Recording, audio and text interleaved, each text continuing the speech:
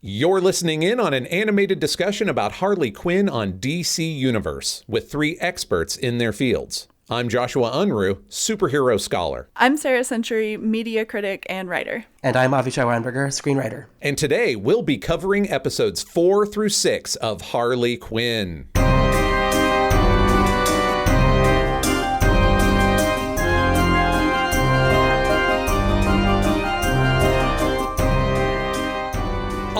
Welcome back, listeners. I am joined once again by the phenomenal Sara Century and Avishai Weinberger so that we can go into the next 3 episodes of Harley Quinn.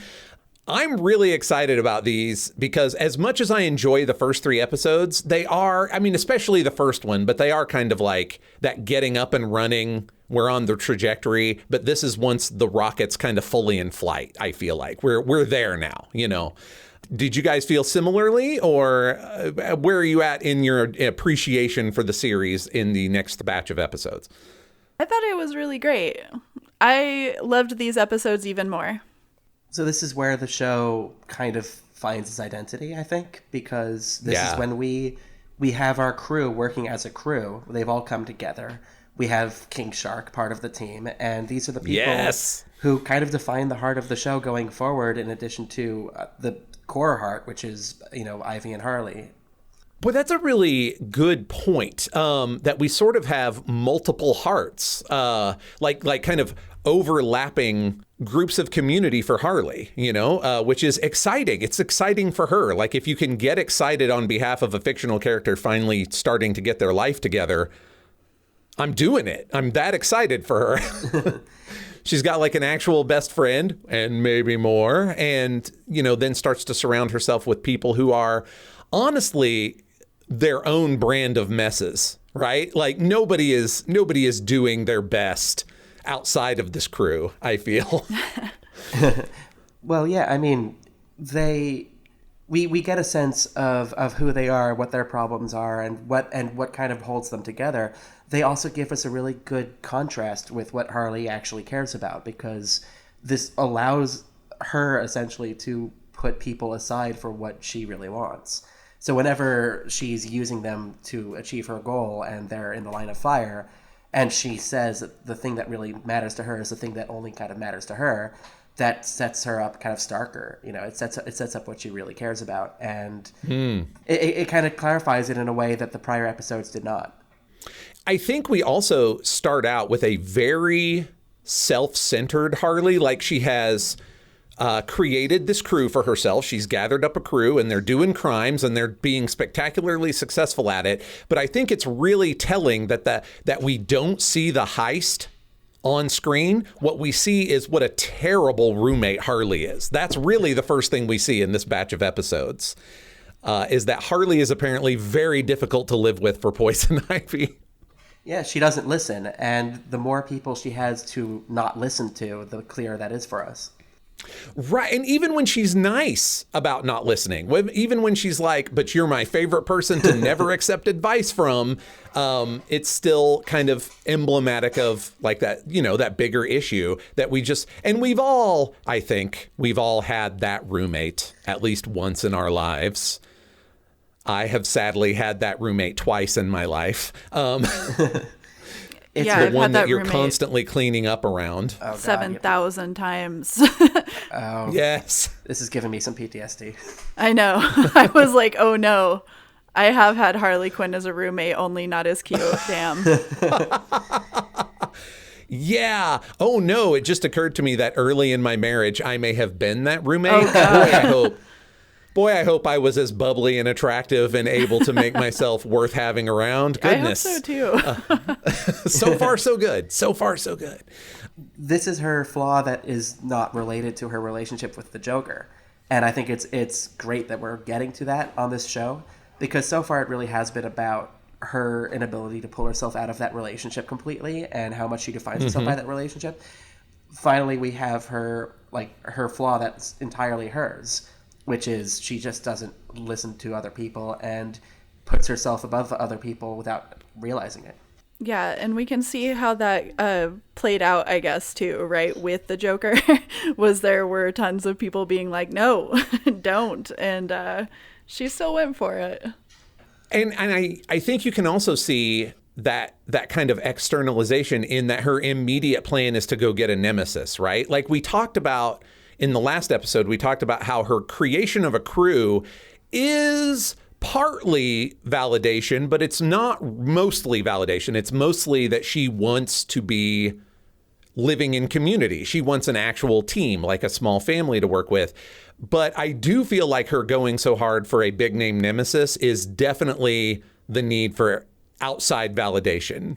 You know, that's why the kind of dating profile for finding nemesis just like cut her to the quick so badly, you know? What do you guys think? Do you agree with that? Do you think that this is her first like real hard grab at external validation outside of the Legion? I'm not settling for Tommy tomorrow. It was so good because this is where also she takes her responsibilities, right? Because that whole thing with the Joker pushed me, and then she sees that she's the one who actually jumped and has to kind of take ownership of everything. That to me is one of obviously the most cathartic parts, because in the beginning we have her break away from Joker, still be kind of hung up on Joker. And in that episode, I think it was episode 4, that was so, oh no, maybe 5. Sorry. I think that was episode 5. Yeah, it is 5. Yeah. So she goes and kind of confronts that part of herself. And that's such a big step forward for her, because all this time it's been the Joker did this. It's because of the Joker, et cetera, et cetera. The Joker threw me off of my life course, et cetera. And it's just seeing her actually say, that did happen, but it couldn't happen now. And also it was because it was something that I chose, even if it was, you know, gaslighting, manipulation, all of this stuff I could have left. And just kind of that responsibility, I guess, is kind of profound for what we've seen of Harley so far on this series. Episode 5, like I don't want to jump away from episode 4 just yet, but I do feel like the track for what we love about episode 5, and I'm saying we because I'm agreeing with everything you said. Episode 5 feels like a real turning point for on a variety of levels, like a lot of turning points. But the track is getting laid for that in episode 4 when she's refusing to look at any of her own stuff and instead is like, okay, I've got a crew, now I need a nemesis, let's go. You know, like she's really working on the world outside of herself as opposed to the world inside herself. And it will catch up with her both in episode 4 and hard in episode 5. Yeah, we'll get to it. I have some thoughts on that moment in episode 5 where she confronts the memory of was she pushed, did she jump? Because on one hand, I hear everything about, you know, everything you're saying about taking responsibility in her life and not putting blame on others. I think it gets a little muddled when it becomes about her abusive relationship, because people in manipulative relationships, even if they think they have a choice, caged choice isn't really choice. And I kind of wish if she misremembered that moment as being pushed and then got a good look at it and saw that she jumped, I kind of wish that they had landed on some middle ground of you jumped, but you were pushed. Right. Instead of putting it entirely on her, because I'm not sure what message that sends. So that was my confusion on that. Yeah, basically just that line between autonomy and, you know, being victimized, I guess, and being a survivor of that. But that is something that comes up with Harley Quinn just again and again and again, right? We see it all of the time. And they don't always do it right.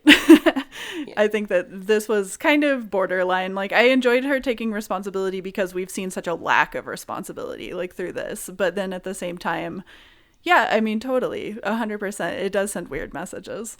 Yeah, I want to see her take responsibility, but I don't necessarily want to see her take responsibility there, if that makes sense. Right, or for what the Joker still essentially did, because he's the one who brings her to the place, puts her on the rail, you know, says you have to do this, or like, you don't love me, you know. That's all certainly not without coercion, for sure. Yeah, because in an alternate version of things, if he took her there and said, you know, I would love it if you did this jump. And at the time, if she had said no, do we really think that he would have been, okay, your choice, go walk away?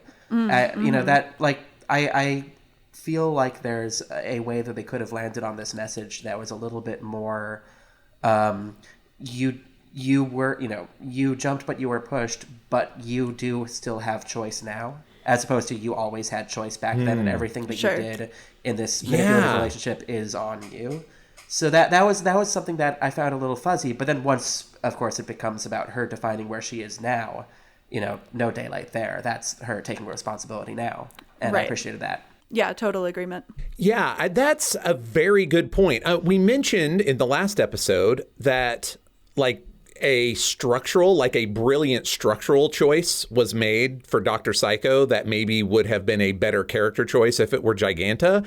And this might almost kind of be like the flipped mirror of that, right? Where this is such a great character choice for this particular version of Harley in this particular version of Harley's world, right? Where we have stressed her lack of responsibility and inability to make a decision. It makes so much sense in the context of this particular iteration that it's only when you take a step back and go, yeah, but wait, what's the bigger message here? So it's like in this case, we almost made a really strong character choice that is a little structurally weak as far as the big picture messaging. Man, I wanted to give a lot of credit to this show for juggling a lot of very difficult balls, but the balls are really a lot more difficult the more we look at it, honestly. Mm-hmm. I mean, credit where credit is due. They are trying to tackle these topics, and I think that they are succeeding more than they're not. Because it is such a difficult topic, occasionally they're going to stumble, and in my opinion, this is a place where they stumbled. Yeah, absolutely. Also, I want to point out, you two are friggin' forces of nature, because by God, we're talking about episode 5. It's like what you both said to me without saying to me, and we're going to keep it up, but I don't want to forget to go back and finish some Nemesis talk because I have a lot of Damian Wayne feelings. Oh, that sweet potato pie. There was that's so right. much. So don't lose it. Don't forget it, friends. Well, we can go back there now. I mean, the Superman Lois Lane appearance was Heart. beautiful. I also really loved Lois Lane just being like this, not at all fazed by anything that they're doing and just kind of tied to a chair as if she is not tied to a chair. She has no physical body language that would indicate that she is tied to a chair, except for the fact that we physically see her tied to a chair, which, I mean, that's Lois, that's Lois before Superman came into her life. And now that Superman's in her life, that's definitely Lois, because she's you can't phase her. And Superman, hilarious, cute, everything that we wanted to see of Superman pretty much in this kind of weird, funny little cameo. I loved that part. I thought it was so, so good. Honestly, I could take this Superman all the time. Like, for real, all the time. This is the guy, because he's just, I don't want Superman to be super cool, but also he's very self-confident, so it doesn't matter when he's a big dork. Like when he's like, yeah, I should really close my mouth when I come through walls. It's just like he outs himself as being a big dork, and it doesn't faze him at all. That's probably a chunk of the reason she is into him, is just that like eye-rolling stuff that he refuses to deal with as eye-rolling. Like, it's just, I'm not having it. I'm having a good time. And because they're both completely not fazed by the stuff that everybody else is very upset or afraid about. Yeah, absolutely. They both have that calm at the center of the storm kind of feel to them, so. In really different ways. I mean, Lois is so... It's hard for me to watch this tiny scene and declare that this Lois is still kind of like cynical and downbeat, but she is a little bit, because there's a lot of that like, yeah, whatever. She's just a journalist. Are we doing sushi? Right. Exactly. It's the what's the world going to do to me now? I'll write about it later. It's fine. Their characterizations are perfect, and this is my favorite version of Superman, just in general, whenever I see this archetype play out, because of course he would be completely secure without having an ego about it. Nothing can hurt him, so why would he need to get upset about anything? If he's he's the kind of guy who, if you pointed out that his costume is completely ridiculous, he'd laugh. He'd enjoy that. And dramatically it works. Or he would defend his mom. Listen, Right. my He mom loves made his this. mom. That's true. Yeah. It's true, but But it would you still know, be funny and lighthearted, you know? Yeah, Right. yeah. He's like, whenever I see people say it's really difficult to write Superman, like how do you make Superman interesting? This is how. You don't make him Totally. broody or angsty or, you know, conflicted, because if he's like this all the time, then when he does get upset, you know it matters. Yeah. Yes, absolutely. And it should be rare, right? Like it should be.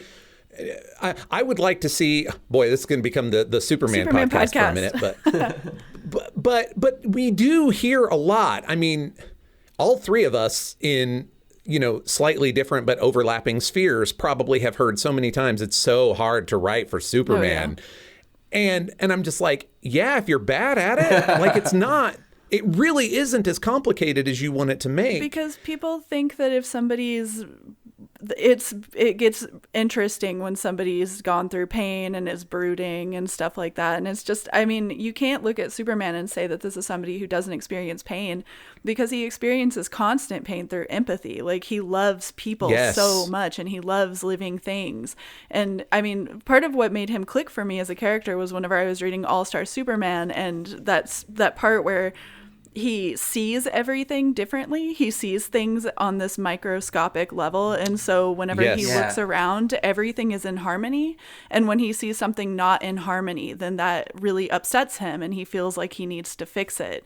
And I think that that's something, him learning to accept what things he can't fix, first of all, is a really important character beat for him. But also just the fact that he is kind of structured to care that much about other things. That's why he's interesting. Right. Yeah. Yeah. If your big conflict for Superman is can he lift this much heavier thing, you're doing it the wrong way. Right. That's not where the conflict is. So the conflicts that he deals with are ideological. Mm-hmm.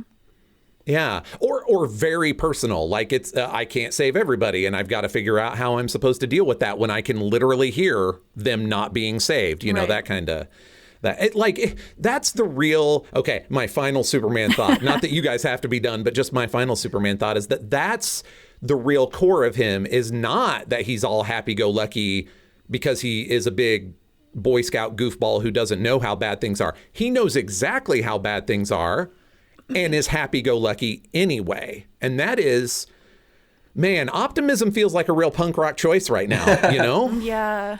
We should probably wrap it up on Superman, but I'm glad that we're in agreement that he is really cool and nice and we like him. And this was a really good appearance. I do have a final thought on Superman, which is somebody once worded it to me as the appeal of Superman is the idea that somebody could have that much power and be good. And if that's the kind of stories we're telling with him, then that's what we're testing, right? Somebody with this much power, he is good. Let's test that. Is there anything that nudges him? And ultimately, if he is challenged on that front and comes out on top, then that is reinforcing the ideas that you're putting forward. So if I have a wish list for this show, one of the things that's on it for future seasons is I want to see the Superman interact with this show's version of Batman. Yeah, I agree. Because they actually contrast, and we don't get that contrast in enough media that puts the two of these characters together. Right. I was also going to say I wanted him to interact with Poison Ivy because they have kind of weirdly similar but dissimilar approaches to existence. That's true. That interconnectedness of living things, that's a big deal. So not for school and everybody, but I think the first example of that showed up in one of the Elliot S. Maggin novels that were written after the first movie came out in 1979. I think that was the first time that I ran into. I did not read them in 1979. I am old. I'm not that old. Okay. But I think that was the first time I ran into that, and I really was happy to see that show back up in All-Star Superman. And I would like to see him bounce off of Ivy. I've maintained for a while now that both Catwoman and Poison Ivy would be in the Bat family from jump if we were starting this whole thing over, 100%. Because part of the fairy tale of Batman for me is that he's the only ethical billionaire. So, of course, he's going to bring somebody on staff who will go steal from the rest of the billionaires. Hi, Catwoman. And also, hey, please, let's save the planet, but can we murder a few less people while we're doing it, you know? Well, he would meet her where she's at, right? Which Batman fails to do at every single turn. So that would be a huge and great improvement to see. I also appreciated Damian's interactions with Superman here because I feel like there would be a contrast between this Batman and this Superman, but I think they probably, like, this is obviously well into their careers and they would be settled into and figured out what their odd couple stuff looks like, you know? But Damian is like angry 20-year-old Bruce Wayne who hasn't quite figured out what this whole thing's going to look like, but I know I need to look tough while I'm doing it, you know? This Damian is not 20 years old. No. I'm sorry. Yeah, just comparing him to like early stage Bruce Wayne, early Batman Bruce Wayne. And of course, honestly, it makes more sense for that to be Damian's reaction than a 20-year-old Bruce Wayne because Damian's 12 and doesn't know anything. And I really like that he came out of this. His portrayal on this show I really appreciated because it is a very competent, in its way, a very competent Damian that also has no idea how the world works. Not really. He wants the same thing that Harley wants, you know, a nemesis to validate him. And it makes more sense for him than it does for Harley because he's 12. Right. Yeah. It's a bit of a lampshade on Harley's fascination with the nemesis, I guess. That the 12-year-old who agrees with Harley that they desperately need a nemesis? The angry 12-year-old. Okay, Harley, rethink your life choices. I just think it's kind of funny that Harley's emotional level is at a 12-year-old boy's emotional level. I think I've had moments where I've realized that I'm emotionally a very young child.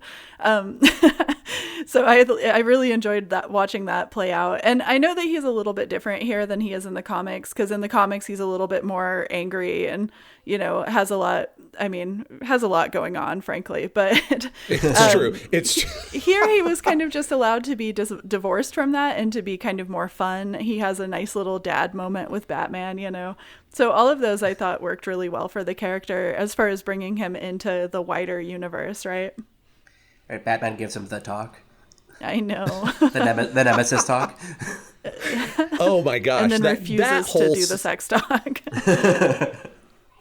That whole scene is delightful to me, you know, as a parent of a 12 about to turn 13-year-old. Just the entire thing of, I made you your favorite. Alfred made it. And I was like, man, I've been in this conversation already. I already feel this, you know.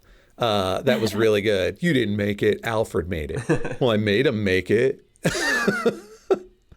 Nobody is enjoying their end of this conversation at that point. It shows what kind of dad Bruce would totally be, which is completely incompetent as a father, but competent. You know, he's checking the list. He's like, I'm going to go talk to my son. Check. And this is also the latest instance of the show just kind of dunking on 12-year-olds.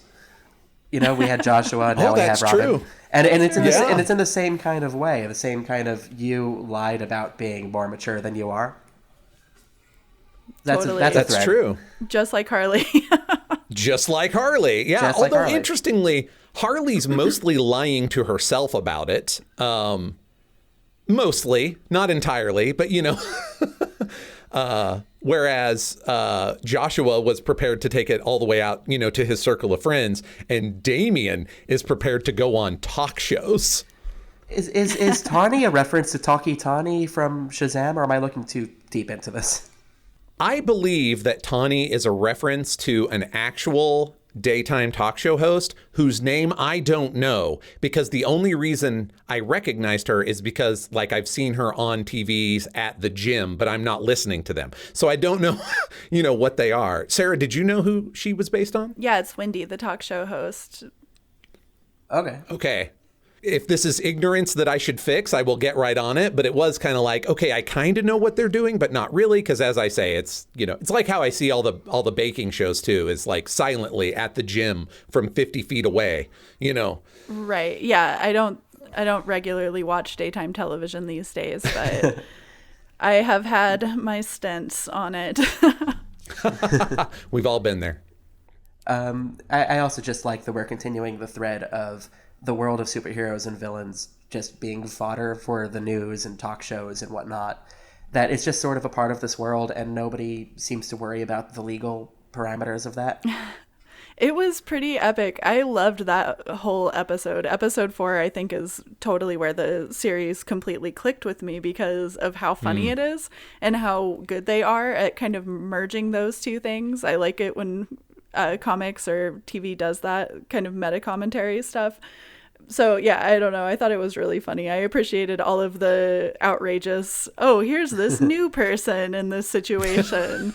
All of the new introductions, and then Joker shows up. All of that I thought was really fun and totally reminds me of any daytime talk show from like the 90s married to kind of a new version of it. So I thought that was pretty fun. Also, speaking of new people, we got King Shark. My favorite. I love King Shark. Oh my God. I love King Shark. He's so good. I knew him. I thought that Gail Simone created King Shark, but that is not true. Carl Kessel created King Shark. And I thought that because he shows up in Secret Six, just yelling about how he's a shark all of the time. I'm a shark, I'm a shark. So good. Also my favorite, but here he gets a lot more to do, so I'm enjoying it. I like that they contrast his personality with everything else about him. Like I think that's the first time I've seen that with King Shark. Yeah. Usually he is, definitely. Like what you see is what you get. He's a giant man shark. He's gonna beat you up and eat you.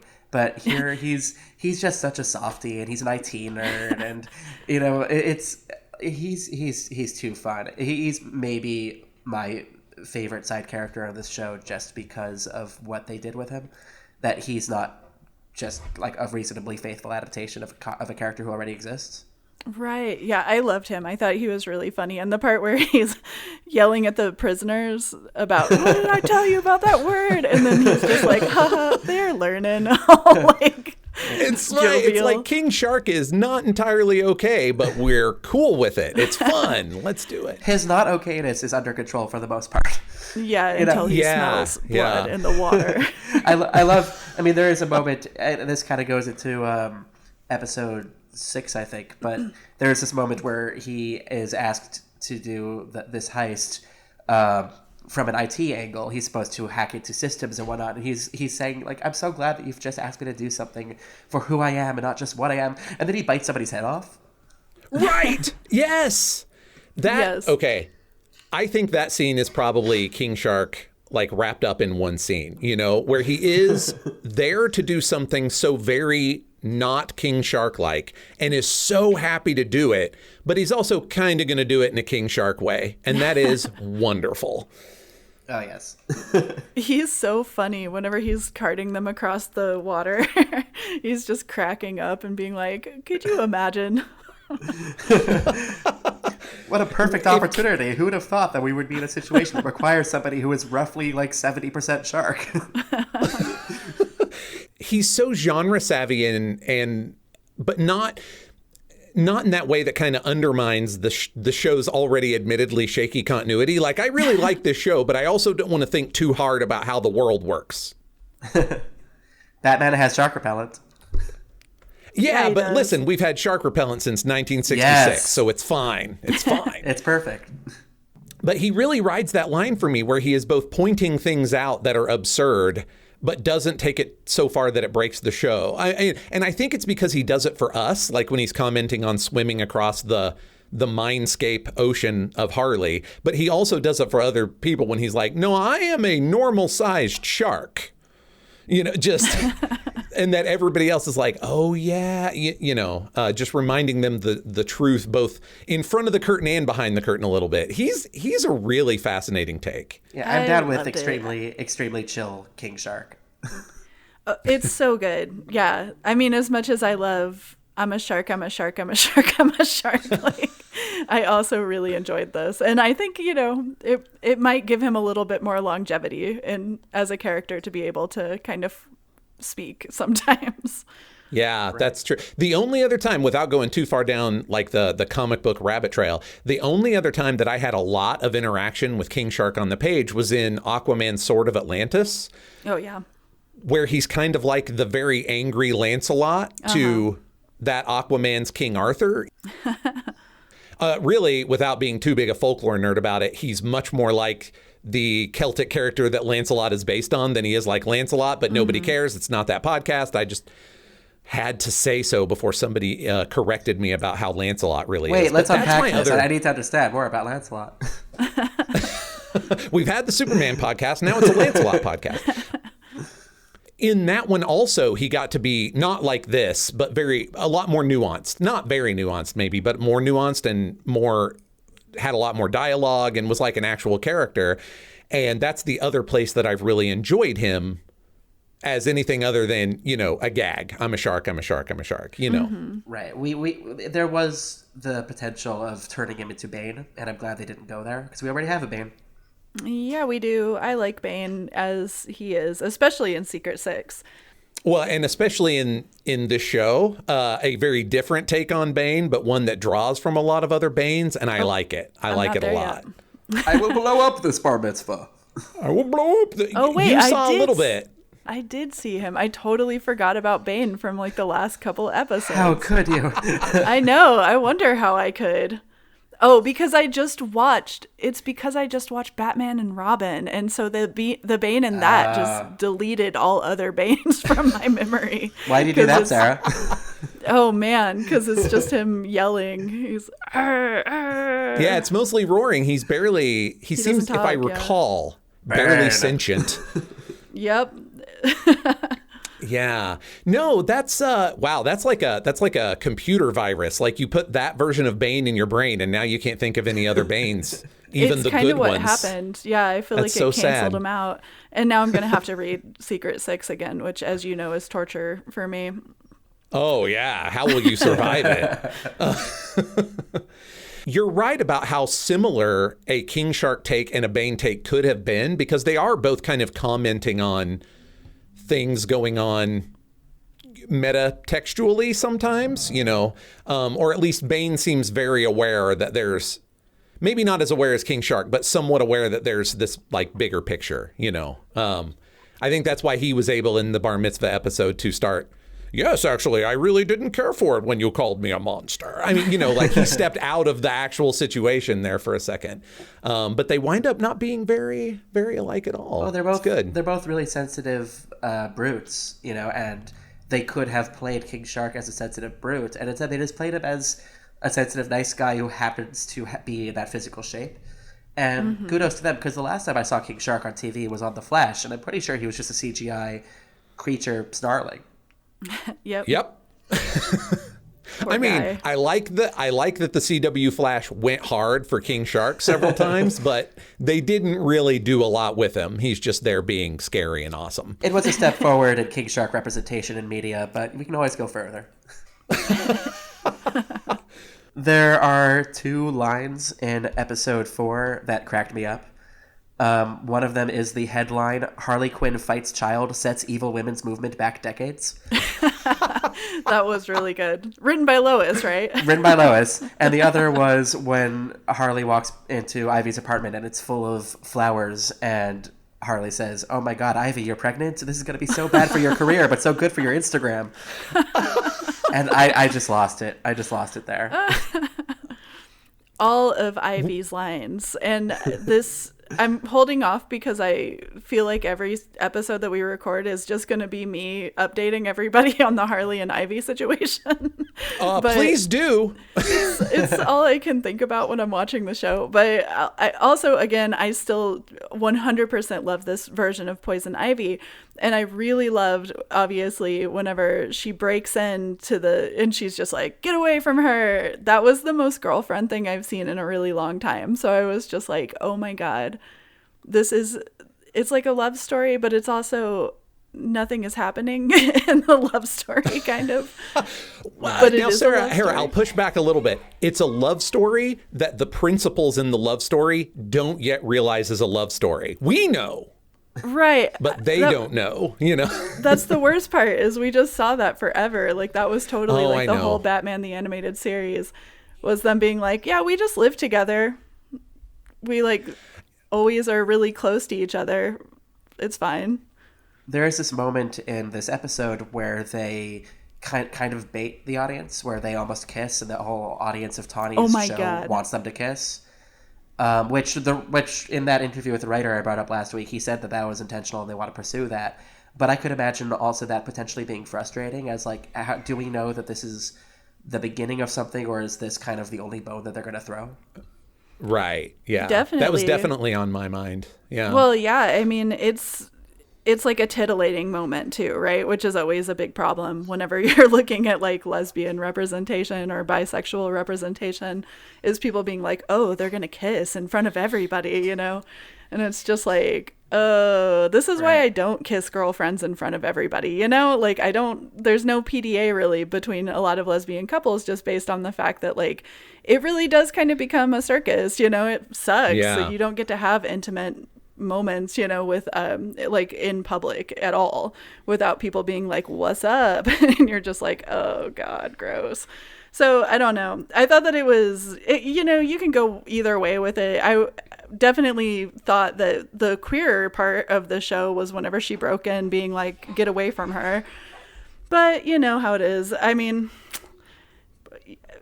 no, I mean, I'm going to side with you hard, because I hate that moment quite a lot. And I hate that moment for two reasons. One, very Ivy and Harley related, which is stop baiting us. You know, I get that you're not going to do it until the second season, but keep it more subtle then, you know, like we've had up till now, where I love you, but don't make a big thing about it, or breaking in, you know, very angry, like over the top angry. These are things that we can read into without feeling like we're necessarily being baited. The other side is that rom-com style fall into one another's arms on the floor thing is terrible. And I wish it would die and stop being used for anything, let alone Harley and Ivy. I know, because they have such a respectful relationship. So I mean, Harley has problems with respect just in general, but she respects Ivy, you know, which is always something that we really love to see in that relationship. They're like the only person that the other one respects, really. So, yeah. and, you know, they start to respect other people in different ways and stuff like that. But they really start out as being each other's lifeline, pretty much, to having a hope for humanity. And so whenever it builds on that, then it becomes this really interesting relationship. But then, of course, almost always you're going to see comic book style, you know, titillation bullshit. So it's a lot of give and take on this one. Right. And there is that line where Ivy says, my entire existence seems to be spent cleaning up your effing messes. Yeah. Which I feel like is a little bit more representative of their relationship right now. And that seemed pretty strong to me, because she shows up all Cthulhu, you know, wrathful, and has that line.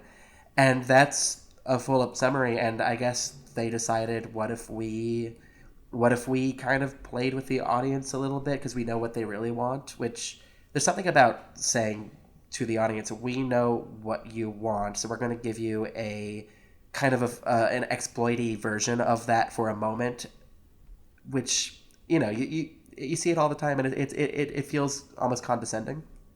Oh yeah, I mean, and it happens to pretty much all of the ships, right? Like it happened with Mulder and Scully and things, you know, that was the show of the X-Files for 15 years or something. Mm-hmm. But, you know, and there is something to be said for that, right? Like that is something that keeps us all drawn into the dynamic or whatever. But, you know, once again, when we talk about all of the really kind of tight ropes that this series has to be on, certainly queer representation is one of them. And again, you know, are they doing great? Not really, but also it is pretty girlfriend. So yeah. I don't know. I'll take it. I think that there is a way that they could have saved that joke if they really wanted to. Which was, if later in that same scene, another like couple of characters fell on each other in the same way, and the whole audience reacted the same exact way, and that same graphic showed up. If that was just a thing that they kept doing to people who fell on each other in that fight. Oh yeah, that would have been much better. That would have been amazing. A Joker Batman fall like that That's would have exactly just been. Who I thought. Absolutely perfect. Oh, that would have been too much. Oh goodness, that's the only way this show gets better. Not the only way, but that'd be a good way. I did want to say one interesting thing that now, admittedly, it kind of like goes up and down. It's a little bit of a sine wave throughout the series. Sometimes it's higher, sometimes it's lower. But one thing I really appreciated, especially at the beginning of episode 4, is that Harley is incredibly competent. Like, she's good at this. Always, yeah. Yeah, which I think is really important because Ivy spent a lot of time in the first couple of 3 episodes saying how competent she was and how Ivy's like, no, if you set your mind to this, you could do anything. That's why I'm telling you to stop, you know. And it's really nice, I feel like on the character and writing side, to have that thing that's been told to us also demonstrated to us repeatedly. I love that Harley is so good at her job. It's amazing. Yeah, she wouldn't have made it this far if she didn't have that competency under everything she does. And I think that is definitely something that's really interesting. I talk a lot about how people dismiss her background as a psychologist. And I think that they do the same whenever you watch, you know, for like the Birds of Prey movie, all of her fight scenes, and it's kind of similar here, all of her fight scenes, she's being a total shit show. Like, she drops things, you know, she throws things, she almost dies multiple times, she runs into all of the unluckiest people to run into. But at the same time, she has this weird cartoon logic that gets her out of almost everything. So watching her be really competent is kind of, it's very Bugs Bunny, right? You know, you're seeing this kind of fourth wall breaking character who is very cartoonish, but also always is in control of the situation. None of these jokes would work if she wasn't competent, you know? Right, but also I think that a positive consequence of this is when she does mess up, it's not because she makes an actual mistake because she's bad at it or because she fumbles or something like that. It's almost always a character thing.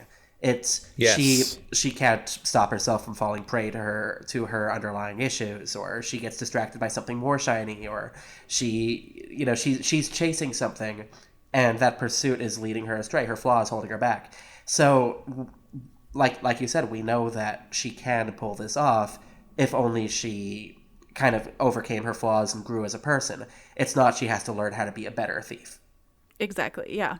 And we get another example of Ivy ratifying that or backing her up on that when, and I don't think it was this episode, but at some point Ivy's like, and if you could just stop self-sabotaging, and there's just Harley like, not very likely. I know, but, you know, I like that the show is recognizing the thing that it's doing in character, right? Like, there's a danger with these adult cartoons to get slapped in the face with the joke or the subversion or the meta text. And in this case, when it comes up, it's always in terms of character stuff. And I just really appreciate that. It's a subtle touch, which feels weird saying about the Harley Quinn show, but here we are. She's her own worst enemy, but not in an intelligence kind of a way, just as a person. And also, that's something that's so important about the Ivy-Harley dynamic is that they both come from these kind of, I mean, in the cartoon, we don't really know that much about Ivy's background, but in the comics, she comes from a pretty similarly abusive relationship with Jason Woodrue, the Floronic Man. So just the fact that they're both kind of fleeing from these abuse situations, Ivy is made to feel very badly about herself. She's definitely isolated from everybody and all of that, you know, in Arkham. All of those situations are very bad for her. She's not allowed to grow in the way that she wants to. And part of how she is able to grow is that she finds somebody else who's in kind of a similar situation and is able to say, you know, I've almost stabilized my existence. I have something that I really care about, you know, like I'm, you know, really dedicated to making the world better for plants. And, you know, even if Harley doesn't share that, Ivy is able to share what matters to Harley, even whenever she thinks it's a little bit ridiculous. So all of those give and take moments between them, to me, is just, you know, when you look at that and being somebody like, or, well, you know, any person I would think who had been out of abusive relationships and question their own self-worth, you know, the dream is that you're going to find somebody who just really validates you, and they do it without any kind of expectations out of you. So I think that the show does do a great job of showing that aspect of their relationship, which is foundational to everything else that ever happens between them. And that's why it's such a more positive and healthy relationship and interaction, than what either of them have had with other people. You know what this reminds me of, weirdly enough? The movie Aliens. Yay! Just kind of, we were the Superman show and the Lancelot show, but to briefly be the Aliens show, I rewatched that recently, and it's striking how its theme is essentially you have this woman who's been traumatized, and the only way that she's able to basically overcome her trauma is to take care of somebody who is more vulnerable than her and has experienced the same trauma but worse than she has. And by taking care of her, she's able to basically overcome her own trauma. And it's, this sort of sounds like what you're saying, Sarah, is kind of similar to that. Yeah, definitely. And I agree with that. Also, I would note that Ripley was originally written as a queer person in the first script, and that was kind of cut because it supposedly distracted, or they didn't want to take that route, or whatever happened. Yeah. So, I mean, obviously the relationship with Newt in the second movie is a little bit different because it's a mentorship relationship. But in that same spirit, it is definitely somebody reaching out to somebody else who they see in just a terrible traumatic experience. And I think that is something that kind of informs a lot of queer interactions, of all kinds, because a lot of queer people do mentorship and stuff like that. And I think that is usually based in the fact that queer people don't always have elders because we're not, you don't get born into a community of people. And so, yeah, I don't know. I guess it just kind of adds a lot to it for me. So I think you guys are really nailing something about that, that assisting one another out of trauma thing. And it's one reason that I appreciate this show over and over, making the point that Harley did that for Ivy when she was still Harleen Quinzel. Right. She treated Ivy, and that Harleen's insight into Ivy's psychoses are the reason that she can now, and I quote, be around people without throwing up. Obviously, their relationship was very different then, but I personally like that because it leaves both of them feeling kind of balanced in the relationship, It's not just Ivy saving Harley, and it's not just Harley saving Ivy. They save each other. Well, one thing I appreciate about that especially is when she was Harleen Quinzel and treated Ivy, she was totally in a different frame of mind and personality than she is now. And Ivy sees what she has become now and how she's changed, and hasn't discounted anything that she said and hasn't discounted her expertise. There's no moment of you've lost me, because sure, you told me how to address all my underlying problems in various different ways, but also you're Looney Tunes, and so what do you know? Who are you for me to listen to? No, she still holds on to that advice and is still there to help Harley. So it's that kind of relationship of them being there for each other despite the prior help potentially having been washed away. It's still there, and that's something that I appreciated. Yeah, that's excellent. I think that's probably a viewpoint that I don't want to say is unique to female relationships, because I certainly don't know. I am far from an expert on that. But I do think that if you were writing to male characters, it would be a lot easier to fall into the trap of, I now ignore everything you said because obviously you're not applying what you taught me to yourself. Whereas in this case, it's like Ivy goes to herself, well, of course she's not applying it to herself. That's not how any of this works. You're your own biggest blind spot.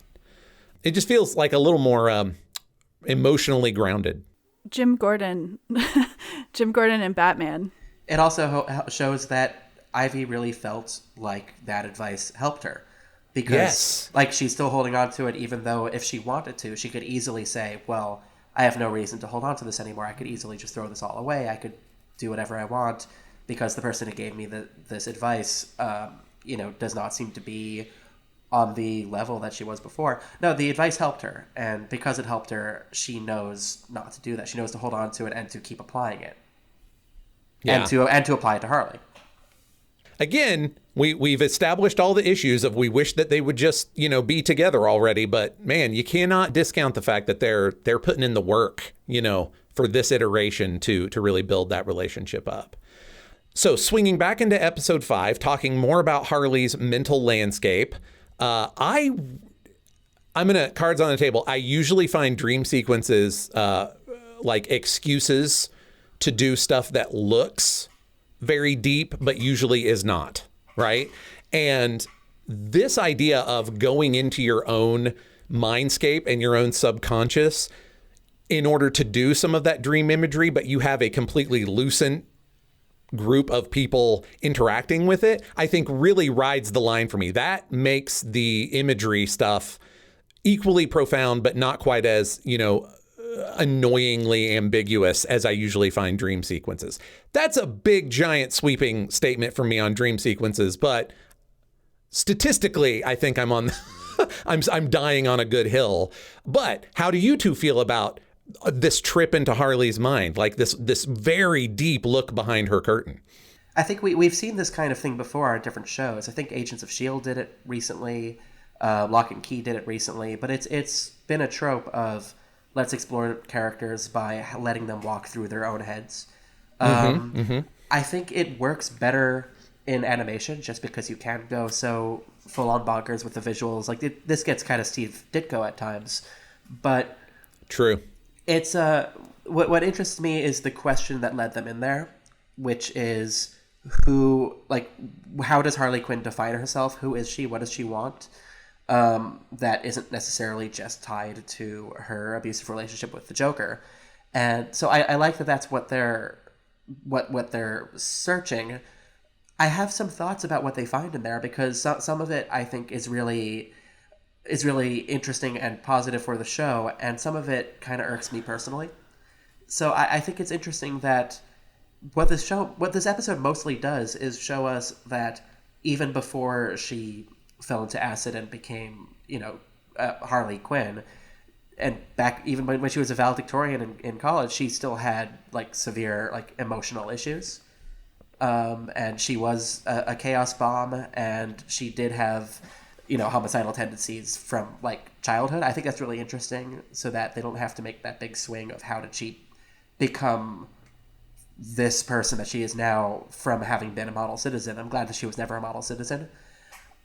Something that is personal for me, just because I'm looking for it, especially now on the rewatch, is I almost wonder if I shouldn't even get into this now because it is about the Jewish element of the show. Oh yeah, please. I mean, yes, please.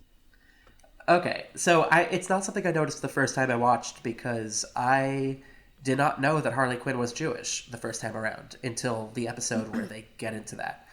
I think, on retrospect, it is weird that we're going through her history, her childhood, her college experience. There's nothing about her being Jewish at all, and there is room for them to have done that. We could have seen what summer camp looks like. We could have seen sort of anything if they wanted to. So part of me wishes that they got into that because it would be nice to have a Jewish character on this show who isn't kind of defined by being Jewish. On the other hand, based on some things they do, even within this episode, I'm kind of glad that we avoided that.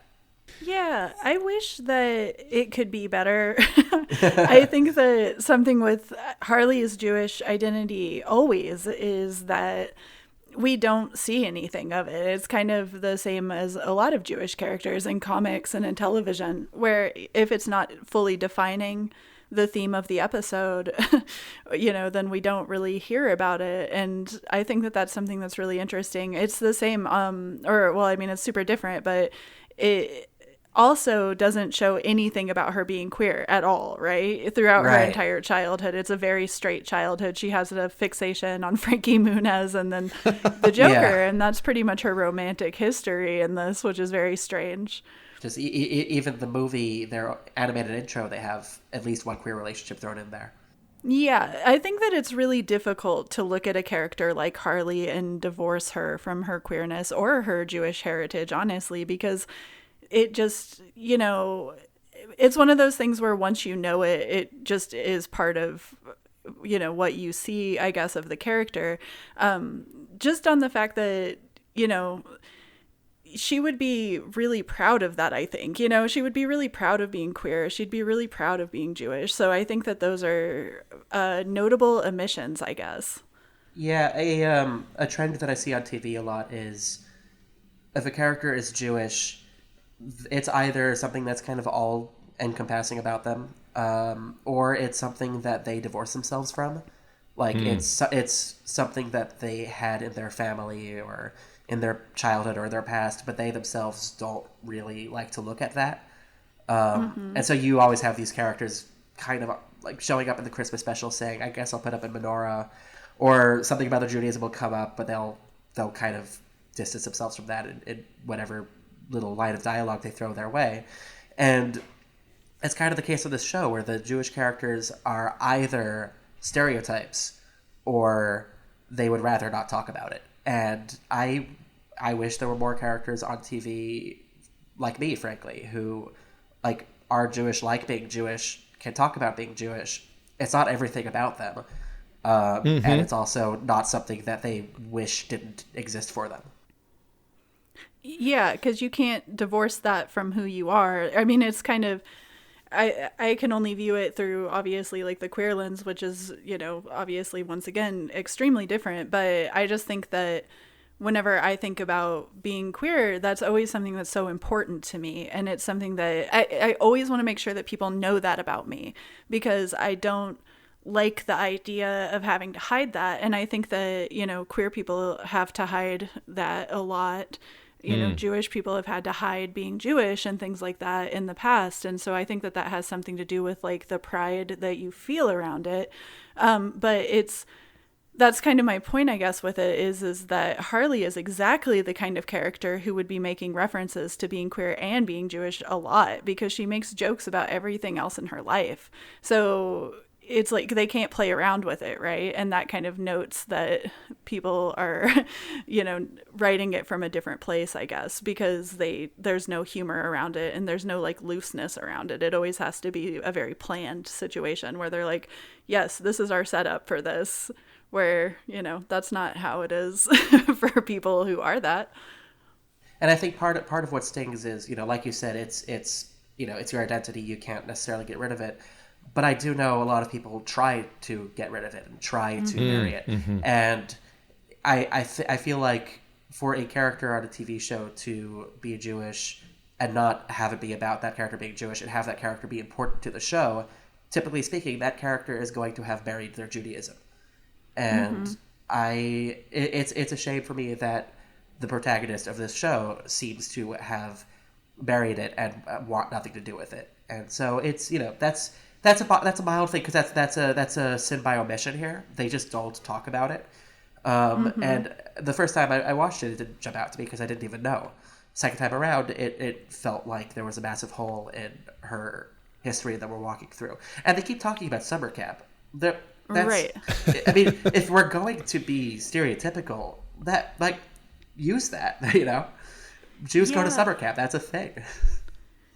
Yeah, it's definitely something where having no mention of it does leave a hole. And it's something, too, that I've talked about on my podcast a bunch of times, where whenever a character comes out, or whenever they, parts of their identity are further discussed, we could talk about like Storm and her Black identity, that barely gets brought up in the comics. But when it does, we see a much more complete character, because that character is addressing all of the parts of herself instead of being, oh, I'm persecuted because I'm a mutant. She's saying, I'm persecuted because I'm a mutant and a Black woman, and people don't take me seriously unless I have like lightning everywhere and all of that kind of stuff. So it's the same with Harley. I mean, I thought Harley got a lot more interesting whenever we found out that she was Jewish, just because that seems like part of her character. And so whenever you see those things just kind of go by the wayside, it's always like, well, that's a worse story. That's bad writing comparatively. It's more characterization if they have these other elements to their character. Or, just the fact that people who aren't that do act differently, right? Like there's differences between people. Right. Your identity will, we're not so different, but identities make things a little bit different. So just the fact that there's so often so little acknowledgement, there's acknowledgement of her being treated badly as a woman, and that comes up again and again. And so I just wonder why we don't see any of this other conversation, you know? By the way, it's a complete sidebar, but while it's still in my head, nice to see Frankie Muniz getting work. He was in a horror movie recently called The Black String, which was pretty decent. So nice to see him show up. Anyway, just wanted to get that out. I'm gonna have to watch it. Oh, it's interesting. This is a very interesting conversation for a lot of reasons, because I did know coming into this show that Harley is Jewish, or at least has been established Jewish in other media. And actually, quick side note, because I'm curious if you know off the top of your head, Sarah, when was that officially canonized? Because I don't think it's in BTAS. I think originally they were riffing off of Arlene Sorkin and her voice acting. And Arlene Sorkin is a Jewish woman, and she was doing a very stereotypical Jewish accent to a certain extent. So I'm curious if you know when they officially made that part of her backstory. I do not remember when they did, but there is another element of this that I do remember that they made canonical in Gotham Sirens #6, which was her being abused as a child. And also I think that the messages that are sent around that are fairly messed up too, just because having, obviously abuse and going on to having all of these problems is definitely, there's ties between those things, but often whenever you see a character doing bad things, then it's like, well, they were abused as a child, but what does that say about people who have been abused? There's never, they were abused as a child and then they didn't do that, which is actually a much more common story, right? So that was kind of weird also. I don't remember when exactly they did establish Harley as being Jewish in the comic. I don't know. I kind of am struggling to remember, because once again, it's something that comes up so little too, even in the comics. That's why I was curious, because I think I can say, obviously, it started from a place of Arlene Sorkin's performance as opposed to, anything in particular that they put on the page. I can suggest to you with reasonable confidence that when she first showed up in Joker's favor, they didn't know anything, about her really. All they had was a name and a look. Yeah. No conversation around her. And Sorkin, brought most of the life to it. That's why they decided to bring her back. Yes, as somebody who just wrote a really long script about Harley Quinn, yes, that is exactly how that happened. But so to return, this was very interesting to me because as we established in the previous episode, I knew coming in that she was Jewish. I started to notice a lot of the references to Jewishness and jokes built around that. That's part of the bigger conversation about this show. And it did strike me as I was going. I was like, I wonder if there's a reason that they are neglecting Harley's Jewishness specifically. And I don't think, we can come back to this, but I really don't think that they did anything that made that obvious to me, right? Now I'm, outsider looking in there a little bit, so maybe I missed it. But as I watched, I've seen the whole thing 2 or 3 times now, and I'm like, no, I still don't see any reason for them to back burner her Jewishness, considering how much Jewishness is in the rest of this show, one way or the other. I have my thoughts on that, because I don't think that the writers of this show are particularly interested in writing from a Jewish perspective. I don't think that's how they see the show. I don't think that's how they see the character. I think that that's, as far as the show has used it, Judaism has been a prop for jokes.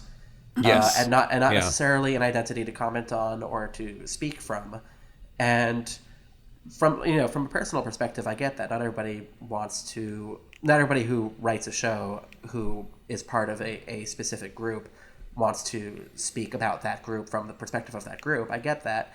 But it does really come through, because you hear when they are being Jewish on this show, when they are talking about Jewish things on this show, it's as props, it's as jokes, it's as tropes, but it's never from the perspective of that. It's never from the perspective of a character being Jewish or the writers being Jewish. It's something to use. It's a dash of dialogue they can use. It's an accent they can give a character, and that's pretty common. And I have to imagine it's not just for Jews. I mean, like you see that with all sorts of various minorities on TV, but it really comes down to what the priorities are as writers on this show. What are they talking about? And they want to talk about abuse, and they want to talk about friendship, and they don't necessarily want to talk about being part of a minority group, of any minority group. So when they do show up, that's not with that in mind. I have new information. I just got finished looking at this article that is called "The Jewish Roots of Harley Quinn," that is through DC Universe themselves. Uh-huh. And they say that even in the original scripts, that even in Joker's favor, that Harley Quinn would say, she says "oi," right? Which is okay. But then also kind of uses other phrases throughout the series. And that the comic that I was referencing, Gotham City Sirens #7, I said #6. I meant #7, obviously. Whenever she goes home, then there is indication, and that was pretty much where in comics it was established. Okay. Which they kind of in do the same the one where they established that she was abused. It's the same one where she was established that she was abused. Yeah, we find out a lot about her. And by the way, I wanted to comment on that, on what you said before about using childhood abuse as kind of a crutch to explain motivation of why characters turn out problematic, and how that in itself potentially tells people who were abused as children, like, sorry, but you're gonna be bad. You definitely hear that a lot whenever you're abused as a kid. So for sure. One of the things I do like about this episode is they have her being a nightmare from a young age on, and while they do show that she has a broken home, I appreciated that they didn't make a direct tie. They didn't show her getting abused and then kind of like turning that into a different kind of like destructive energy. It just seems that she is that, and I liked that differentiation on their part. Yes, I think so too. And actually, I should definitely be more clear whenever I say that that is something that is overall an issue in genre, and also in Harley's story overall, but not as much on this show.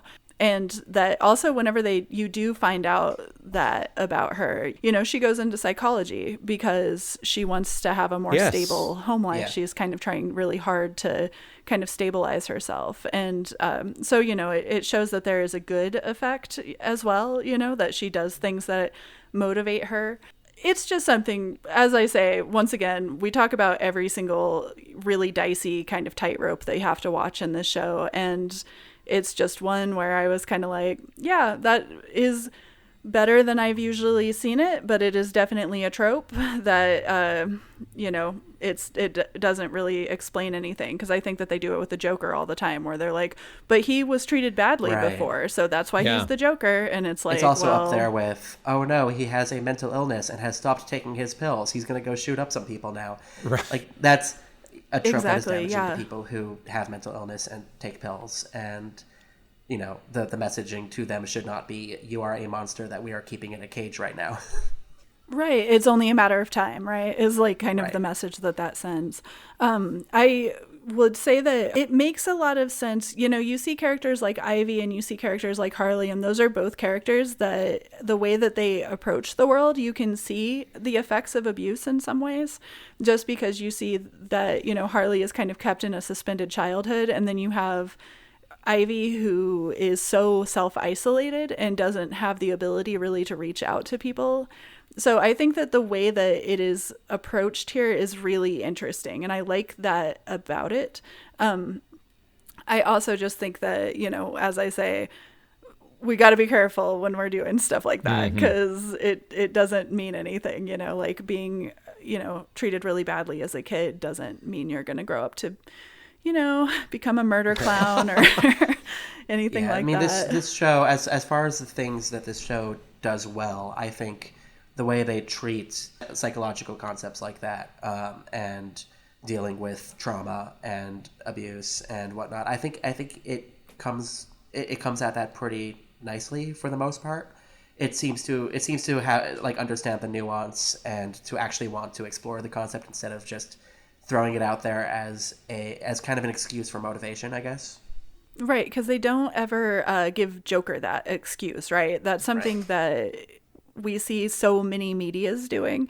For instance, the killing joke is something that a lot of people feel really uncomfortable with because, Joker's sad backstory is given more credit than the woman who he, physically disables. Right. So that is where it goes wrong, right? Is whenever people go, oh, but like the Joker had a sad time, so like let's feel bad for him.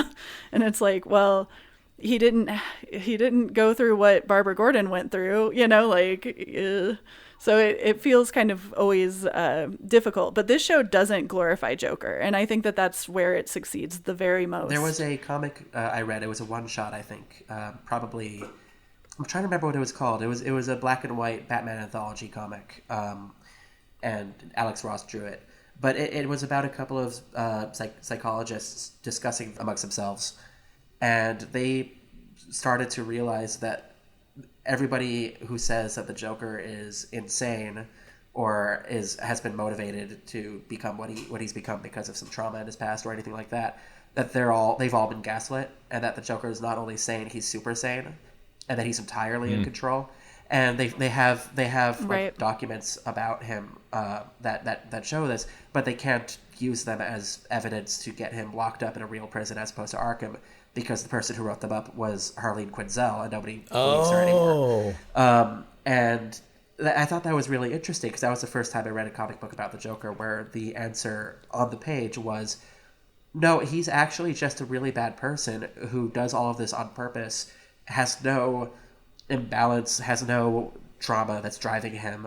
He's actually a bad person, and he can't excuse that on mental illness.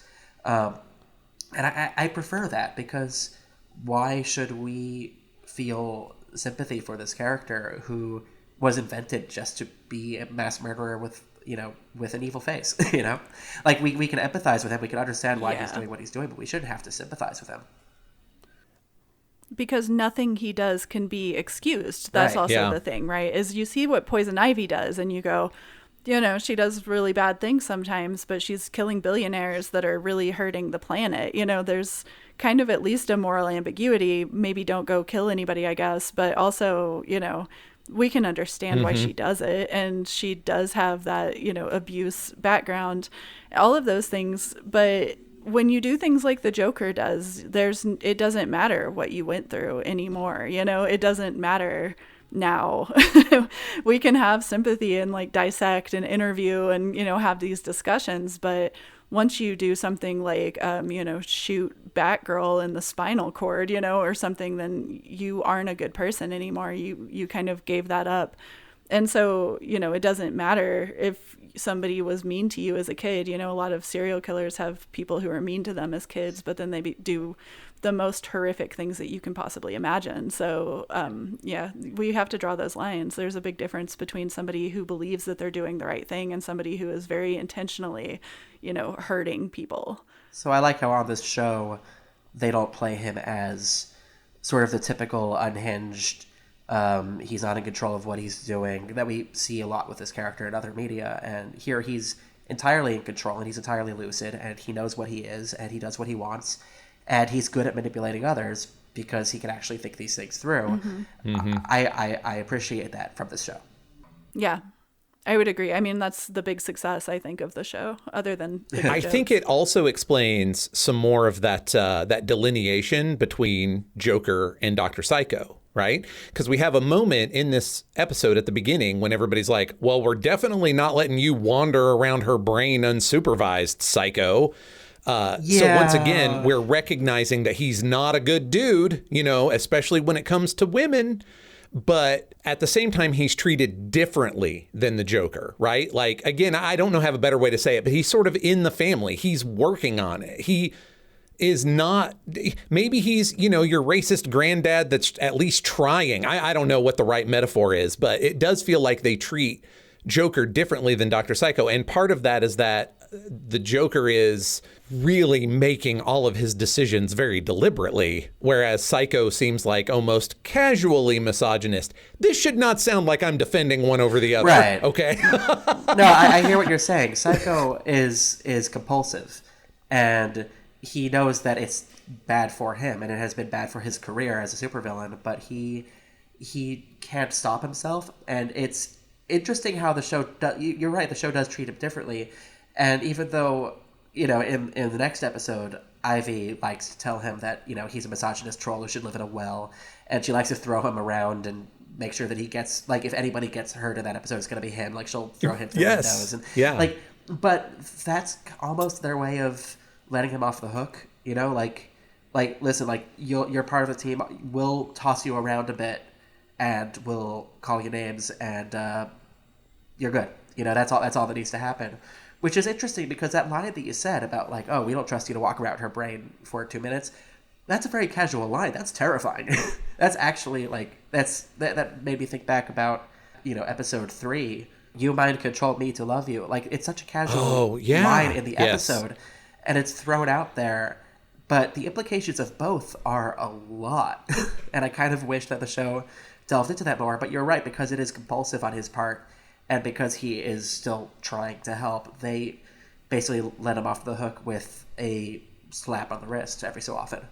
It's another time whenever Ivy has to step in, and that kind of, once again, one of the great parts of the show is kind of showing how women do have to look out for each other in situations like that.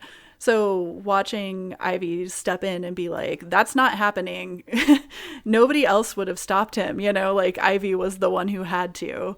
And so, yeah, I thought that was really interesting, kind of just the way that it played out. And it's interesting, the other people in the room who genuinely like Harley and would protect her if they'd realized there were danger were men who didn't realize there was a danger. Now, yes, they're shark men and clay men, but men nevertheless. And just, it doesn't ping with them that there would be anything untrustworthy about this guy in that way. So, because it's like, well, he would never do anything weird in my brain. And it's like, he wouldn't. You're right. Now, maybe to kind of see us on the way out of episode 5, and because I am fascinated by something you said, Avishai, about how the show is not really interested in telling things from a Jewish perspective. They just want sort of Jewish things around for jokes and comments when, commentary when necessary. And boy, Cy Borgman might sure be the best example of that. Even more than the bar mitzvah, maybe? The bar mitzvah doesn't come close to touching Cy Borgman. Yes. Okay, good. I was hedging just to be sure, but that's what I felt. A lot to unpack here, because I want to like Cy Borgman. I think having a landlord who is like an old war criminal, and just like there is something fun about that, and I wish that was it. Okay, there's a line in this episode that was the first line in this show to genuinely upset me. I'll take the bar mitzvah stuff. I'll take the penguin as Jewish stereotype. Like, at least like that was in the world prior to this, even if it wasn't canon. I don't love anybody in anything saying Jewish lightning. So that seemed a bit much.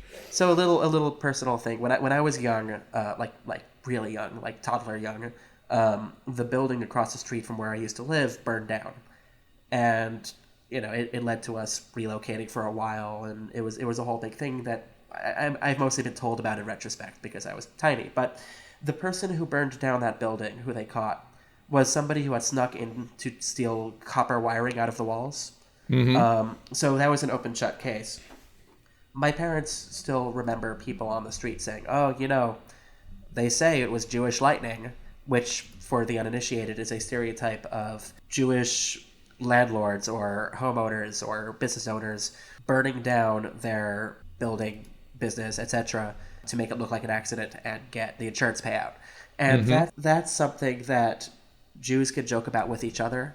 Like, there is a fun Jew joke that we tell each other that kind of uses that as a punchline. It's not the thing that you tell other people, because it's something that people actually believe. And this was a case where a character who is considered gross by the other characters, not necessarily for being a war criminal, but for being a Jewish stereotype. He's the old racist, money grubbing. Like, at the end of this episode, he tries to fleece them for a ball he doesn't own. like that's the stuff that defines his character on screen. That's the stuff that makes him gross to us.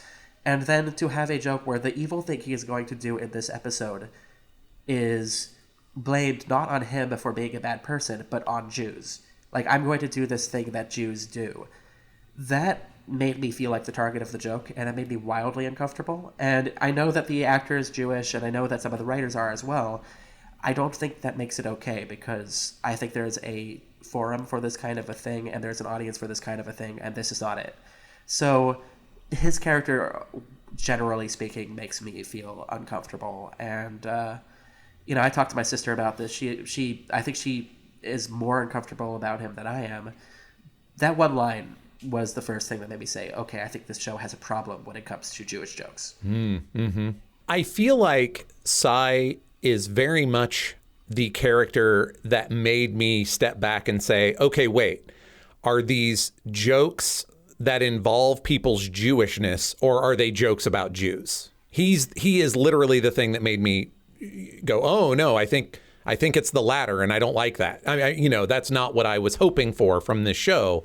After, the bar mitzvah, which again, outsider looking in, felt like a bundle of jokes about a Jewish experience, but not necessarily about being Jewish, A Jewish experience that non-Jews also experience. Non-Jews go to bar mitzvahs. And yes. And here, there's a way to do Jewish stereotypes that, you could do it in a loving way. You could do it in a way where it's not trying to tear down the people who you are making the joke about. And here, it's entirely to tear him down. All of the worst things about him, as far as the show is concerned, are the elements about him that are Jewish stereotypes. Nobody seems to really care about the fact that he is a war criminal in a broader sense. Like, they every so often they make a reference to that. But the things that they try to drive home to make us say, he's not just a villain, he's gross, are stereotypes. And there's also that element at the end where, after trying to burn the characters alive and then coming out and saying, like, that he brought them to this abandoned mall, when they say they like the mall, they want to use it, he tries to sell it to them for an exorbitant price. Right. And that's, that just made me flash back to that moment in the second episode where they get party favors at the bar mitzvah that are money bags. Right. Where in that one, like, I could kind of excuse it.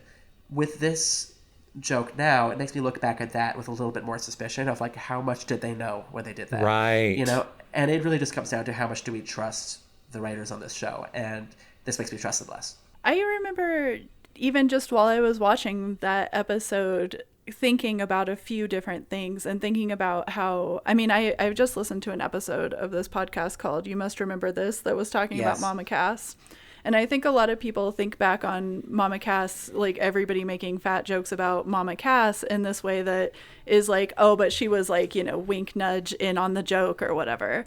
And in this podcast, of course, like they're saying, of course she wasn't okay with that. It was awful, and I thought about it a little bit more, and just thinking about that, I was watching this and being like, I wonder how it feels to play this role, I guess, because that it kind of gave me some weird context for it, where you go, oh, the actor isn't necessarily on board with this so much as they probably need a paycheck like everybody does, Right. Right. So I kind of had to think about it a little bit more in that way, and to be kind of like, damn, this is actually really uncomfortable. This is Jason Alexander, right? This is George Costanza from Seinfeld.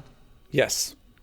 Yeah, that's the voice I heard. Yeah, I have to assume that I'm not going to assume anything on his part. I could totally imagine people on the other side of the microphone and on the other side of the writing of this not feeling how kind of potentially hurtful this can be. Like, I can imagine sort of an environment where it just feels normal to go there. Once it's just mass-produced for the DC Universe audience, which is, I'm going to assume is not majority Jews. Right.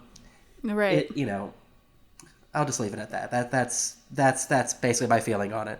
Certainly the most vocal aspects of superhero fandom are probably not Jewish, queer, or people of color. I don't know about the majority, but the most vocal aspects are not that, because you can tell by how loudly they complain and what they complain about. But that's changing too, because there's so much cosplayers now. So, I mean, That's honestly, that is true, but it's changing definitely just by the nature of the fact that a bunch of loud, angry, like randos can't keep an industry alive, you know? So What a surprise. yeah, they can't. They tried. They tried really hard to keep everybody out of it, even though obviously Jewish creators have an incredibly strong, you know, place in comics history. But yeah, I don't know. I definitely think the same kind of as far as the bar mitzvah didn't feel like this, I guess. Right. That didn't feel malicious. That felt potentially like, you know, tightropey, but that didn't feel like an attack, and this felt like an attack. And here are the Jewish characters we now have on the show. We have the Penguin, we have Joshua, we have Cyborgman. All of them are like defined by their Jewishness to one degree or another, and are all kind of gross. And Harley Quinn, who won't even acknowledge it. So that's right. You know, It's not great. It's not a great message, is it? When you look at it like that. The show is saying you are included. This is what you look like, and I don't love that. So that's something that's made it important for me to compartmentalize with this show, because I do love this show. It's a lot of fun, and it's very smart in a lot of ways. And then also every so often it like reinforces a dangerous stereotype. So, you know. You know what? I don't fucking love it either, quite frankly. I specifically said that Cyborgman was the moment when I was like, oh, I apparently need to think harder about this show. And so when I say I don't like it, it's not the I don't like having to think harder. I enjoy thinking harder, but I'd like to think about something much more pleasant than the fact that this show that had done, you know, a reasonable job up until here suddenly started making jokes that even I was like, that's probably hurtful. And I couldn't even quite put my finger on why, because I'm not in the group that's being attacked, but it feels hurtful. That's a big deal. It should be a big deal. There's something kind of across the board whenever you look at the way that minorities have their bodies taken away from them a lot. You know, their bodies are either gross or, you know, it happens obviously, you know, we have Cyborg or, you know, Cloak in like the comics. Whenever you look at like black male representation, like you can have a black male character, but you can't have him with a functioning body, you know? Or like just a human body, I guess. Like they have to always make it be something else. And I think that they do that obviously with queer characters. You know, something we see with Ivy all of the time is their willingness to abuse her body. You see a lot of she's the target of misogyny a lot in the comics. You see a lot of things, and you know, in TV too, like in Gotham by Gaslight, she's murdered by Jack the Ripper like in the first few minutes. And so, you know, there's that weird disregard of bodies, and it works in different ways, I think, for different people. But definitely something I think that they did with like a lot of the Jewish characters in this was to be like, as you say, like, oh, that person's like gross or whatever. And it's like, but Harley's a super babe, so why don't, but again, you know, we don't really hear about her, anything about her, I guess, whenever it comes to that. So there's definitely a version of this kind of a show where Harley is a supporting, or not even supporting, like a guest character who shows up every so often. And in that version of the show, they play up her Jewishness and they make her a joke, and also they don't make her as competent as she is. That's how it feels. Yeah. Mm-hmm. I think we could absolutely, I mean, I know that, no shade, but I know Sarah and I can imagine that because comics, everybody, you know, we've seen it. That's tough. It's unfortunate. I mean, Cy's existence as he is on the show is kind of unfortunate. And the fact that he circles around to also, you know, managing to be at least questionably anti-Semitic and also ableist. Like, was there not a trifecta of horrible that we could get in there? You know, right. It's tough, especially right here in the middle of the show that we are broadly enjoying quite a bit. Mm-hmm. Yeah, that's always like what's kind of rough about it, right? The poison pill. It's snuck in like, there. It's really the razor fun. blade and the candy or whatever. Right. And by the way, this isn't to say that I can't enjoy a joke or a scene involving Cyborgman. I think that Jason Alexander is a very talented voice actor. I think that the writers are good at constructing funny jokes around this character. It's hard for me not to look at him and see the stereotype. It's there.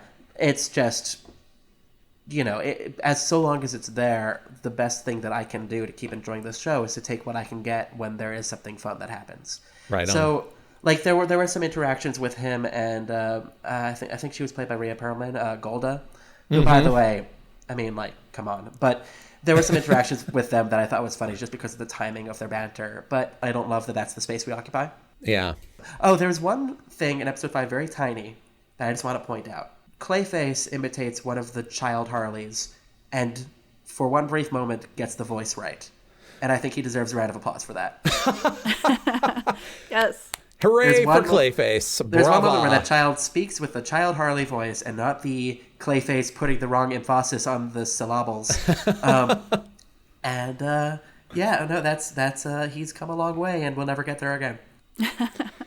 So, sliding out of the more difficult episode 5 and into the just plain what the actual crap of episode 6, I'm really curious about you guys' take on this episode, because there's a lot of stuff in here that I find very entertaining and very funny, but it is also just like really odd. I feel like even for this show, it stood out as the weird episode for me. Am I alone, or did you guys get a similar feel from that? I got a similar feel. I mean, well, I guess we'll talk about it in a bit. I think that the Dr. Psycho subplot was a bizarre missed opportunity for them to explore what makes Dr. Psycho tick, because his defining character trait is the fact that he is a compulsive misogynist, and this lets him actually talk to his family and to explore that, and they completely circumvented that, just completely. His son is angry at him because he was mean to him in a supervillain way. His wife never brings up the fact that she was mind-controlled into being in a relationship with him, and it never gets touched upon. And I feel like if there was any episode in which you would do it, this was the one, so that struck me as odd. What about you, Sarah? Yes. Oh, yeah, absolutely, 100% the same. I was just like, oh, so she just forgives you? Interesting. Like, what? Like, that doesn't make any sense. I'm glad that she's, like, getting it now from this dude, Brad, or whatever, but... Yeah, that was hilarious. I gotta give credit where it's due. That was one of the funniest. And she's like, all right, great. Well, I'm gonna go find Brad. Right. I like Giganta living her best life, but that's about as close as we get to any kind of a decent indictment of Psycho. They're just backing away from it, right? They just don't want to deal with it, which is fair enough, because if you actually confronted some of the weird throwaway lines you have with this guy, you would have to understand that he should probably be in jail. But yeah, their idea of just kind of pulling him away from that, I guess, is for them to be kind of like, well, she's fine now. She's over it, instead of being like, he could still be mind controlling her. Like, yeah, it's odd. I'm glad we get to see her face. Entirely tangential. It's odd that Brad isn't some deep bench DC Comics character. Oh, I know, right? Like, that's what I was expecting too. Oh, and I guess now that I think about it, he might be, but... Well, I don't think he is, and I think that's because DC as a corporate entity might be uncomfortable with introducing one of its existing characters as being spectacular at cunnilingus. And that's it, you know? And that's like, it. That's your whole... Your entire character moment in this episode, deep bench DC F-lister, is to be... good at cunnilingus. I can see where corporate DC would be like, rein it back. Just make him Brad, will you? Well, you know that the moment where they talk about Tommy Tomorrow in episode 4 on the dating app, according to Wikipedia, that's the only time he's ever been on TV or any form of media other than comics. Yep. I knew who Tommy Tomorrow was, and was also surprised to be hearing his name on anything this high profile, even as a joke. Anyway, Dr. Psycho problem. It was interesting because there's an acknowledgement of him being a really bad husband, I guess. Mm-hmm. They make him kind of face that, but there's no repercussions, and there's no, moment of him being like, oh yeah, I guess I have been treating people really badly just because they're women. How strange, like... That's not something that he really is forced to confront, because he just kind of gets a get out of jail free for being a god-awful misogynist card. Yeah, I think that, I don't know, that's part of why I really enjoy Ivy just throwing him on the ground so many times, I guess, because we are Ivy, right? Like, that's how I feel. I watch that and I'm just like, I would not want anything to do with this guy. So yeah, I would throw him on the ground, definitely. But yeah, you kind of touched on that a little bit before, where it's like, yeah, we want to see Dr. Psycho just kind of get thrown around because he's such a jackass. But I would also really love it if he's going to keep popping up in the show, that he actually has to take responsibility for his actions, because we really made Harley take responsibility for like all kinds of stuff that isn't even directly her fault. So yeah, I don't know. I was like, all right. The stuff that Herman is mad at him for is very generic villain stuff. Like, you locked me in a cage. You killed people who were interested in me. You called me Herman. But there's nothing about, you mind controlled my mom to like be here and that's why I exist. I mean, that's right. Like, right. I get that maybe they don't want to go there because that is such a scary pit, but they started it. You know, they threw out that line. Exactly. So. Yes. So I think that my broad, like, 1,000-foot view of Dr. Psycho in this show is generally, let me get to the end of this thought before I'm pilloried, because I may deserve it halfway through. But like, generally, I like what they do with Dr. Psycho on the show, that he's treated differently, but also not accepted in his sexism. Like, he's also treated different than other misogynists and sexists on the show. It's just that these couple of throwaway lines, which as I think back on my experience, is probably the show edging up to my air quotes adult cartoons. Like, they were like, let's put it in there because it's funny. And then they don't think about what it does to, to the bigger picture. And then they're stuck with it. And episodes like this just almost like feel like they're rubbing my nose in it, where I was like, you guys could have been a little less adult and a little more mature and just not made that joke, which wasn't a good joke in the first place. Yeah, the joke about him being a misogynist feels almost like, guys, right? Like, everybody just sort of accepts him as this adorable lost cause, and then that's it. Which is one thing if we're not talking about mind control and rape. Right. Yeah, I mean, I think by being like that, unfortunately, the show is really true to life, because that is how people treat people who like have been, accused of rape openly by their ex-partners. But I think that that's not intentional either, so it's kind of just a very interesting thing to look at. Unlike you two, I haven't seen the rest of the episodes. I only watched the ones, I'm doing it, chapter by chapter. So I am not sure where his story goes. I will say that I appreciate their part here, just based on the fact that they have to, as I said, there's no way we can have Dr. Psycho just like openly be a rapist and still be on this team. So I appreciate that they're in a delicate situation, but also, you can't remove the responsibility that this guy needs to be taking in his own story, right? Like, this is, if he has any story, it's about the fact that he hates women. So, I mean, he has to be the person who takes control of that, but instead it's like, I bonded with my kid and that's why it's sympathetic, right? Yeah. So, I mean, that's very different than making things up to your wife, who we are, all very much questioning what that relationship actually entailed. So, yeah, I don't know. It's all pretty rough. I mean, it's one of those things where, we've been dissecting this show so intensely. And there's so many strange issues with it. And it's so funny, too, because whenever I watch the show, it's just a funny show, right? And then you walk away from it and you're just like, oh, my God, there was so many things that got on my nerves, But, like, it's interesting how television works, right? Because it does this stuff where it just kind of throws you these like weird random things and you go, there was a whole writer's room. This is very strange that this just kind of got thrown in there still. So yeah, I don't know. I felt all of the ways about it pretty much, where I was like, I wish that he was actually being held accountable. I kind of wish he wasn't on the team. I kind of wish he wasn't in the cartoon, like, right. I don't like this character for, I think, pretty justifiable reasons. And I don't like the lessening of his evil. I don't like the way that people look at him and go, well, he's just this goofy little guy who's just so mad because he couldn't like please his wife or something. And it's like, well, yeah, but that probably manifested in him committing actual crimes against his wife.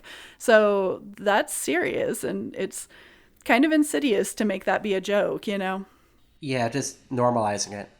But again, it's not the first time that an insidious joke has been made on this show, I guess. Yeah. The thing is, a lot of times they're making jokes that are like potentially insidious. I mean, we have a lot of jokes about mental illness in this show, but we were just saying how largely those are dealt with some nuance. I mean, it doesn't always work out perfectly because there's some parts of Harley where we go, wait, are you sure? You know, but generally they're walking a pretty good tightrope. And with Dr. Psycho, it's more like they're just walking on the floor and telling you it's a tightrope and hoping you don't look.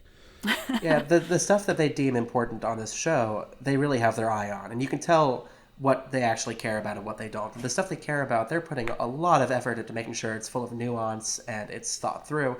And then there's stuff that they just don't really have their eye on, so they're not thinking about it.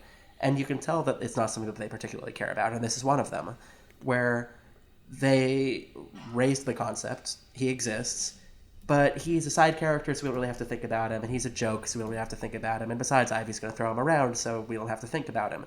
Right. And, you know, like, sure, he potentially committed, like, actual crimes against his wife, but she's also kind of written as a joke, so, like, who cares about her? She's living her best life, so who cares about her? It does feel like they're just not interested in exploring that. It's not that they're bad at exploring it, it's just that they're not interested. And I get the sense that if the writers really wanted to, if they took this as important, and if somebody actually in the room said, hey, I think there's something we need to unpack that we've been ignoring, I think that they would. And I don't think they'd be bad at it. It's just not their priority. Yeah, and there's a bunch of women who write on this show. That was something that I think is fairly impressive. You know, we have so many writers' room where that's not the case. So it was nice to see so many women with credits. I don't know what level of control they had on the inclusion of Dr. Psycho. I can't really speak to that. But I also think that, you know, regardless, it makes me feel like there's always room to examine your own self, I guess, you know, whenever you're writing, to be like, I am a woman, but I should make sure that maybe I'm not lessening somebody, you know, or trying to make Dr. Psycho one of the guys or like something, you know, like I think that it kind of just reminded me sometimes that I do need to look closer at myself just to make sure that I'm not reinforcing things by kind of an accident. Because I think that, you know, as we said, I feel like very little of this show feels malicious. Sometimes, you know, there's stuff that's kind of just like, wow, you didn't need to do that. But I think that very little of it feels malicious, but it is focused so much on Harley, and it's focused so much on these very specific aspects of Harley that, you know, a lot of stuff is getting missed out. They've only had one season, so, you know, we can give them some leeway, et cetera, but, you know, these are all issues that they definitely come up in my mind whenever I'm watching the show. But it leads me to the question, because I think we're on to something here with the idea that if the writers wanted to pay really close attention to it, then it would be better. So I ask you, what's going on with Clayface's hand then? What is this about? I like loved that for some reason. It just made me laugh so hard because I was also... It's funny. Gordon's whole thing of just nobody listens to him, and then he has Clayface's hand is a better listener than Batman, which is so true. Just so true. So there were parts of that were funny and interesting. I liked the way that their relationship was portrayed here, because he does really need somebody, and we see how bad Batman is at being there for people. And so that, you know, I mean, how cold was it for him to call him a coworker? Good God. I mean, you know, I don't even ship these two. I would still cry if like somebody who was like my best friend called me a coworker. Like, that's awful. So yeah, I don't know. I thought that was interesting. They needed something to do that, and it's really funny what they chose. Like, they chose Clayface's hand of all of the things. So yeah, I don't know. That it was definitely a big question mark, but it also was one of the more enjoyable parts of this episode. It kind of helped me not look at the Dr. Psycho stuff that deeply. It's definitely an example of the show being weird almost for its own sake, but it's still on theme. And like by the end of the episode, you have Harley in the cave, right, with Batman. And she's trying to convince Batman to be a good friend to Gordon. how, Gordon needs him and he's ignored him. And in that moment, she realizes that she's been a bad friend to her own friends, and she's just been using them to get to her own aims. So, it is on theme. That's what the entire episode's about. It all comes together in the end. I appreciate that if you're going to express that in an entirely different subplot, you might as well do it in the weirdest way possible. Okay. All right. I accept that explanation. And also the way it ends also, right? So you have, the Hand listens to him. He can talk to the Hand. It's great. The second Batman shows up, Jim completely just forgets about the Hand. It's just like Batman shows up and says, Jim, and Jim says, I forgive you. They hug, they're back together. The Hand can go, screw off. And that's also on theme. They have, they know what this particular episode is about in regards to this particular subplot and Harley's subplot. Not necessarily the Psycho subplot, but these two at least are on the same track. And, they have something to say. They're just going to say it in this bizarre animated way that I guess they realize that they could do it. And there's no repercussions because the Hand gets reassimilated. Yeah, it is funny to watch how every man in Batman's life is obsessed with him. That's been kind of amusing for me. Can cops not afford psychiatry? I guess not. I can't criticize what I don't understand. There's one line I have to throw in just because it did make me laugh. Not good at emotion. And then she says, or vocabulary. I don't know why that made me laugh so much. Maybe it's just the way they said it. Yeah, the delivery is strong. Her willingness to rip on Batman is definitely one of my favorite things about her character in all of the places. Yeah, everybody else, a lot of Batman's villains wind up being too legitimately terrified of him to treat him as humorous at all. And the Joker is too focused on him in a different way to really do that. But Harley does seem like almost uniquely positioned to take the piss out of Batman. Yeah, she has to. That about wraps it up for this animated discussion. If you enjoyed this conversation and would like to join in, come find us on Twitter. Sara is at Sara Century, Avishai is at Avishai W, and I am at Joshua Unruh. And the hashtag is animated discussion. Sara, where else can people find you? I have a website, so people can find me at www.saracentury.com. Also, I've been doing some scripts for Behind the Panel through Sci-Fi, which is basically just talking, about comics. And doing a couple of short stories. So I would recommend just checking out the website because there's going to be tons of projects listed. Oh, and Bitches on Comics, of course. Oh yeah, all fine offerings. I appreciate all of them. Excellent stuff. And Avishai, what about yourself? Like you said, you could find me on Twitter at AvishaiW. Remember that an animated discussion is a Pulp Diction Productions program and is 100% supported by listeners like you. To find out how you can keep this and our other shows in production, check out patreon.com/pulpdictionproductions. Show your support by pledging at Patreon or by leaving a great review on Apple Podcasts to make it easier for more people to find us and join in the discussion. The links to Patreon, Apple Podcasts, and Twitter are easy to find in the show notes. Thanks so much for joining us for this animated discussion. Until next time, I touched myself. That is a stripper rule.